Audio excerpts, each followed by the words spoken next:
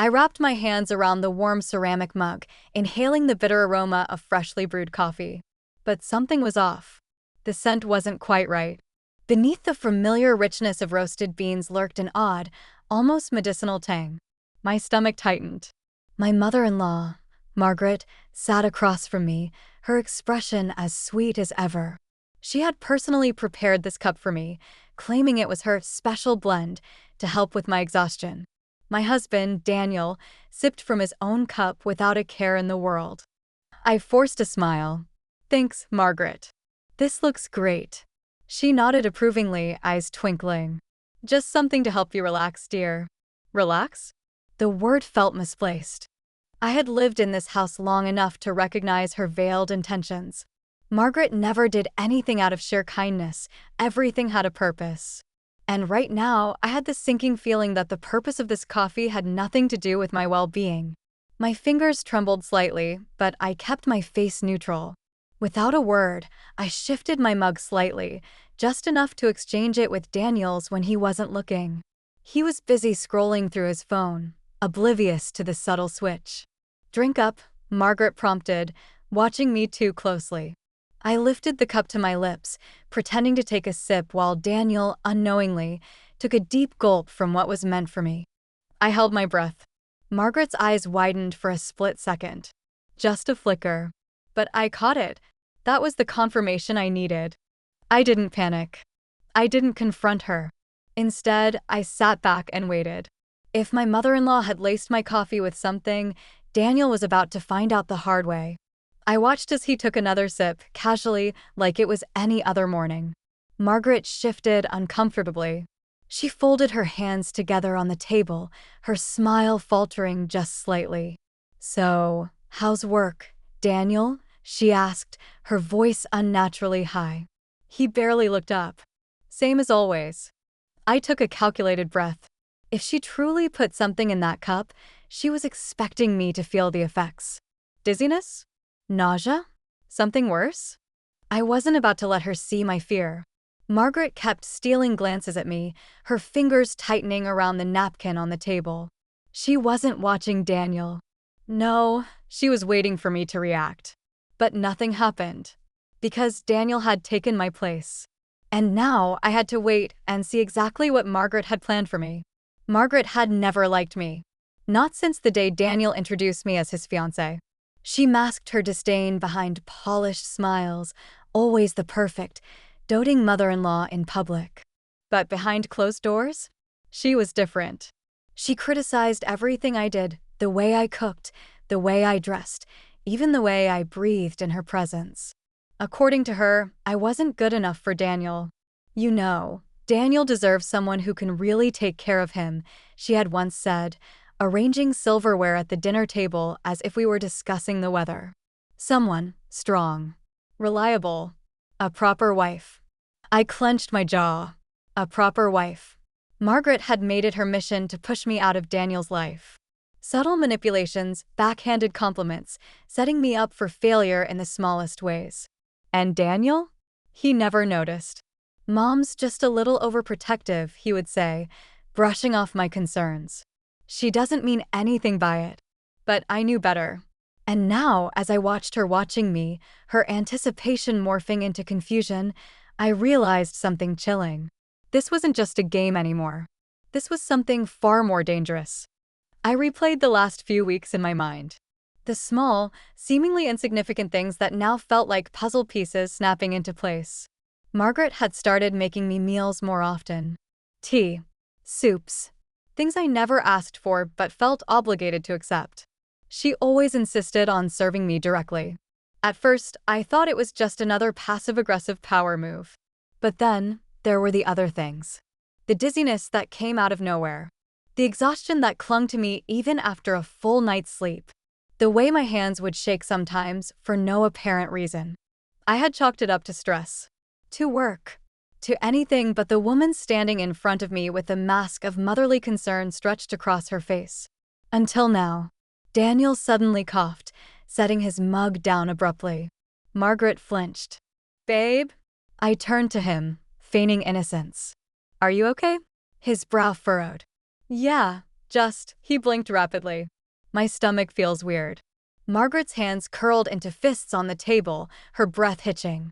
I stared at her, my heart pounding. She hadn't expected this. She had never intended for Daniel to drink that coffee. She had never intended for him to be the one feeling the effects of whatever she had put in that cup. And now? She couldn't hide it. She knew. I knew. Margaret's lips parted slightly, her face pale. But she said nothing. I smiled. She thought she was untouchable. I let her believe that. Daniel sat back, rubbing his temple. Ugh. I don't know why, but I feel kinda off, he muttered, setting his coffee down half-finished. I barely reacted. Instead, I turned to Margaret, watching her carefully. Strange, I mused. You said this was a special blend, right? Her lips pressed together, her hands tightening around her napkin. Yes, dear. Just something to help you unwind. Unwind. I knew that wasn't the full story. I leaned forward, my voice light. What's in it? Maybe Daniel's allergic to something? Margaret's fingers twitched. She hadn't expected me to ask. Oh, just herbs and a little valerian root, she said quickly. Nothing harmful. Valerian root. That was supposed to be calming. But that wasn't what I had smelled. There was something else in that cup. Something she didn't want me to know about. I played my role perfectly, acting as if I hadn't noticed anything unusual. But inside, my mind was already racing. Something had changed in the past few weeks. The way I'd been feeling off balance, tired, sometimes even nauseous for no reason. Margaret had been extra attentive, extra helpful. And now, this coffee. I needed to be sure. That night, after Daniel had gone to bed, I carefully emptied the remaining coffee from his mug into a small container and sealed it. Tomorrow, I'd find out exactly what was in it. Margaret had played her move. Now, it was my turn. The next morning, I acted normal. Maybe even a little more grateful than usual. That coffee really did help, I lied, setting my mug down with a smile. I slept like a baby last night. Margaret's gaze flickered with something unreadable. Did you? Uh-huh. I nodded, adding sweetly, maybe you should make it more often. She hesitated, then forced a smile. Of course, dear. She thought she had one. That I was too naive to see what was happening. But I had already dropped off the coffee sample at a lab for testing. And in the meantime, I started digging. Margaret had always been careful. But people like her always left breadcrumbs they couldn't help themselves. I checked our kitchen first. Nothing obvious, but when I searched the back of the spice rack, I found a bottle of something with a label I didn't recognize. A supplement of some kind. One quick search online told me it was often used as a sedative. Margaret had been drugging me. I closed the cabinet, my heart pounding. She wasn't just trying to make me unwind. She was trying to weaken me. I didn't confront her. Not yet. Instead, I played along. I let her believe I was completely oblivious. I started thanking her more. Acting tired, letting her think her plan was working. You've been such a big help lately, I said over dinner. I don't know what I'd do without you. Margaret practically preened under the praise. Oh, sweetheart, she said, resting her hand over mine. I only want what's best for you. I smiled. I know. But inside, I was already planning how to tear her apart. Days passed. I waited. Margaret continued her little charade, slipping me tea in the afternoons now, always making sure I drank it. I played my part perfectly, pretending to feel more sluggish. Until the test results came back. The coffee wasn't just laced with a sedative, it contained a small dose of a drug used for long-term incapacitation. Something that, over time, could make someone weak, disoriented. It wouldn't kill me, but it would make me helpless. And Margaret had been giving it to me for weeks. I sat at the kitchen table, staring at the lab report, my fingers tightening around the paper. This wasn't just about control. Margaret had been trying to break me, to make me depend on her. Or maybe, to make me so weak that Daniel would start to believe I was unfit to be his wife. That I was sick, incapable of taking care of myself. She was setting me up to fail. But she had no idea who she was dealing with. That night, as Margaret cheerfully poured me another cup of her special blend, I lifted it to my lips with a smile. She had no idea what was coming. Margaret had settled comfortably into her victory. She thought I was getting weaker, more dependent. I could see it in the way she spoke to me now, soft, patronizing, like I was some fragile thing she had to guide through life. "Oh, darling, you look so pale. You really should let me handle things for you," she cooed, placing another steaming cup of tea in front of me. "I don't want you stressing yourself too much." I smiled faintly, wrapping my hands around the mug as if I truly believed she was looking out for me. "You're right," I murmured. "I don't know what I'd do without you." That was exactly what she wanted to hear. She gave a pleased little hum and turned her attention to Daniel, who was barely listening as he scrolled through his phone. Margaret had no idea that I had been carefully avoiding drinking anything she gave me for the past 3 days. She had no idea that I had switched out my usual vitamins with placebos, so if she was tampering with them, she'd be wasting her efforts. She thought her plan was working. That she had me exactly where she wanted me. And that made it even more satisfying to watch. The worst part? Daniel still didn't see it. At dinner one night, Margaret sighed dramatically.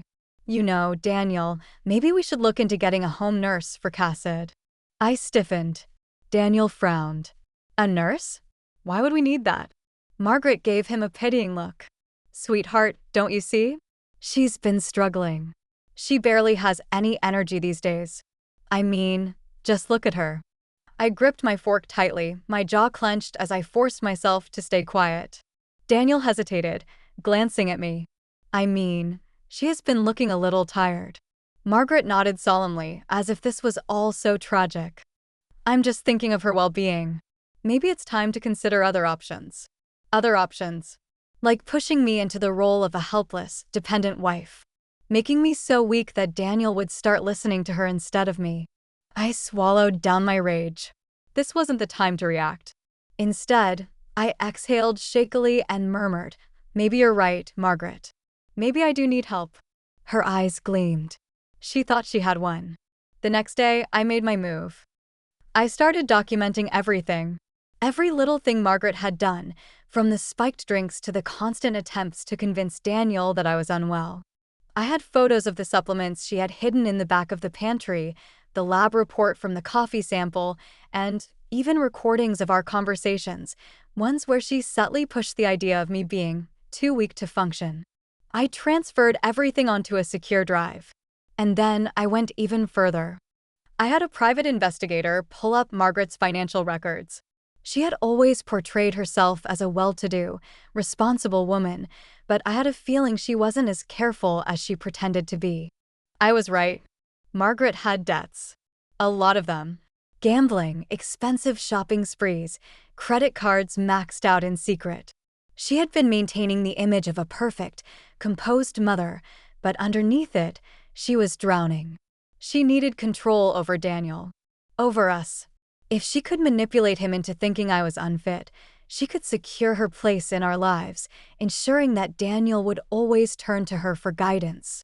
But soon, she wouldn't have a single ounce of control left. Margaret was completely oblivious. She continued her routine as if everything was going according to plan. She still brought me medicinal teas in the afternoons, still spoke in that soft, syrupy voice, still smiled as if she had already decided the course of my life. And Daniel? He was still blind to it. One evening, as we sat in the living room, Margaret sighed, stretching out on the couch. "You know, Cassid, I've been thinking. Maybe you should take a break from work entirely. Just focus on your health." I tilted my head. "You think so?" She nodded. "Oh, absolutely. You just haven't been yourself." "I mean, Daniel and I both see it, don't we, sweetheart?" She glanced at him for support. Daniel shifted uncomfortably. "Well, I mean, Cassid, if you do need time to rest, maybe it's not the worst idea." I hid my smirk behind my cup. Margaret had no idea that in less than 24 hours, she was going to lose everything. That night, as I lay in bed beside Daniel, I stared at the ceiling, heart pounding in anticipation. Tomorrow, everything would change. Margaret thought she had secured her victory. That she had slowly worn me down, manipulated Daniel, and positioned herself as the caring matriarch who knew best. But she had underestimated me. She had no idea that I had been setting the stage for her downfall. Let her enjoy her moment. It wouldn't last long. The next morning, I woke up early.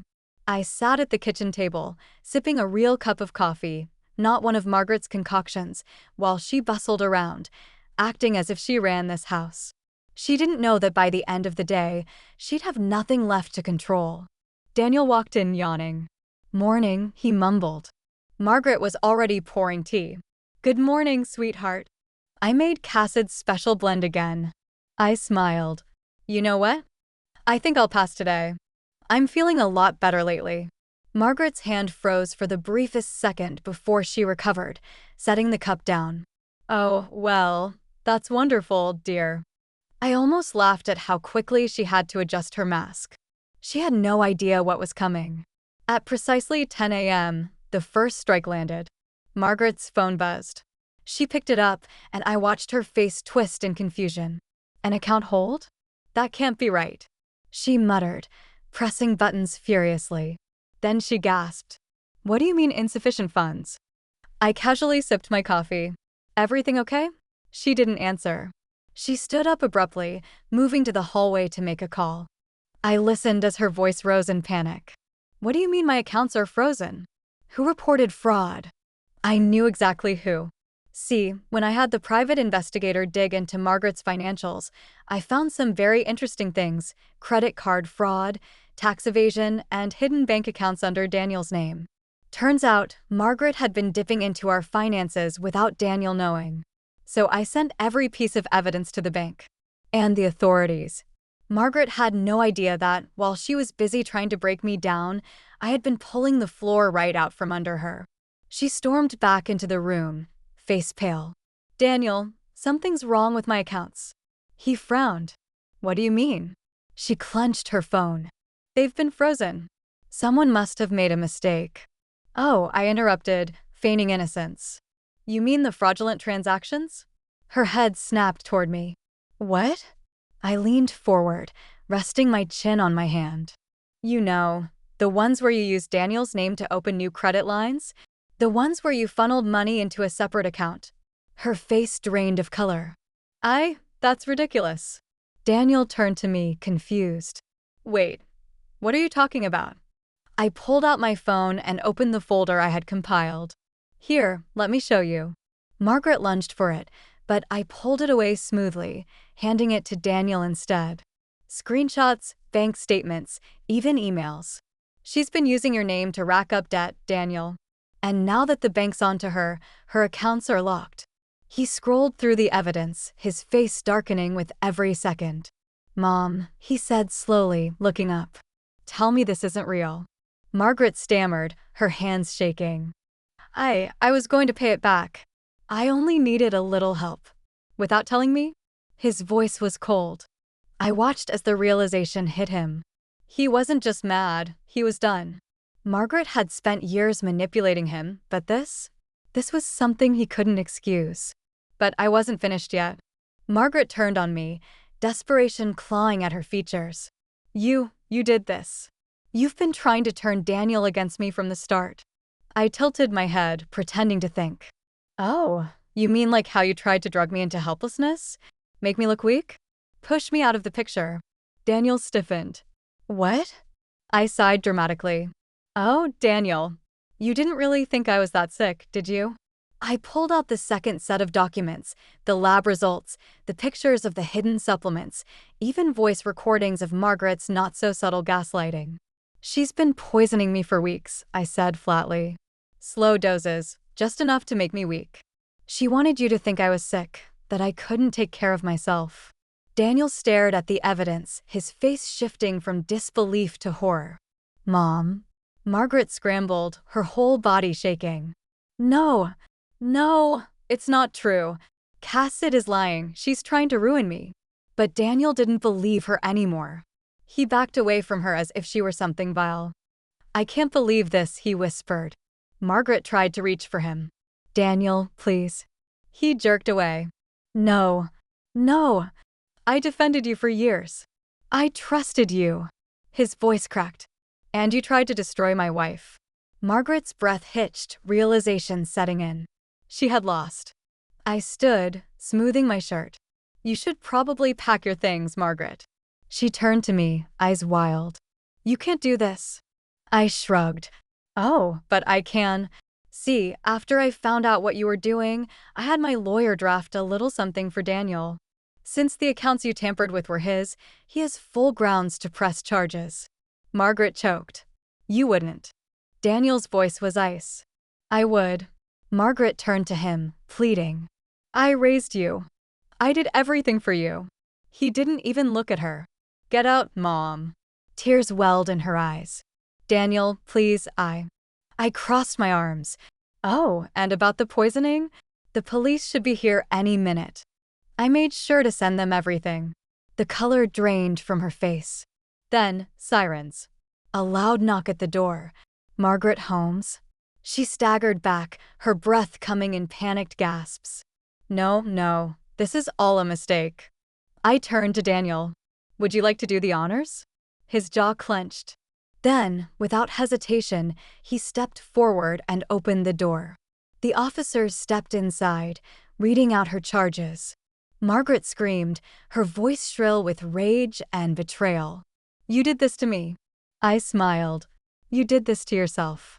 She thrashed as they pulled her toward the door, her final, desperate pleas fading into the background. And just like that, Margaret was gone. Daniel sat down heavily, running his hands through his hair. I can't believe it! I placed a hand on his. Believe it. He looked at me, a mix of guilt and gratitude in his eyes. I should have listened to you sooner. I squeezed his hand. You see things clearly now. That's what matters. Outside, Margaret was shoved into the back of a police car, her world collapsing around her. She thought she had destroyed me. Instead, she set me free. Margaret was gone. The house felt eerily quiet without her, as if the walls themselves had been holding their breath, waiting for the storm to pass. And now it finally had. It took less than a week for the legal system to do its job. With the overwhelming evidence I had collected, the police didn't hesitate to charge Margaret with fraud, identity theft, and attempted poisoning. She had tried to plead her way out, tried to spin the story in her favor, but the facts were undeniable. She was sentenced to 5 years in prison. 5 years without the ability to manipulate, control, or destroy someone else's life. But the worst part for Margaret wasn't the prison sentence. It was Daniel. He refused to see her, refused to answer her calls. For the first time in her life, she had no power left. No money, no son, no control. And that was the real punishment. With Margaret out of our lives, it was like a weight had been lifted from my chest. Daniel apologized every single day. At first, it annoyed me, like he thought he could undo the years of gaslighting and blindness with a simple "I'm sorry." But over time, I saw how much it truly ate away at him. He had been played. He had let his mother manipulate him for so long that he hadn't even questioned the poison she was slipping into our marriage. But the important thing? He was different now. He saw me. He believed me. And that was enough. We rebuilt our life together, piece by piece. I went back to work. I took care of myself. I reclaimed my independence, not because I had to prove anything to Margaret anymore, but because I wanted to.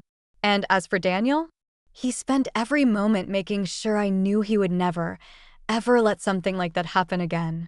Margaret's reign over our lives was over. And we were finally free.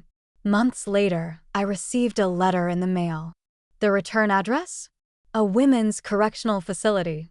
I didn't need to open it to know who it was from. Margaret. I let the envelope sit on the counter for a long time, staring at my name scrawled in her delicate, almost desperate handwriting. Then, without a second thought, I tore it in half and dropped it into the trash. I didn't need to hear her excuses.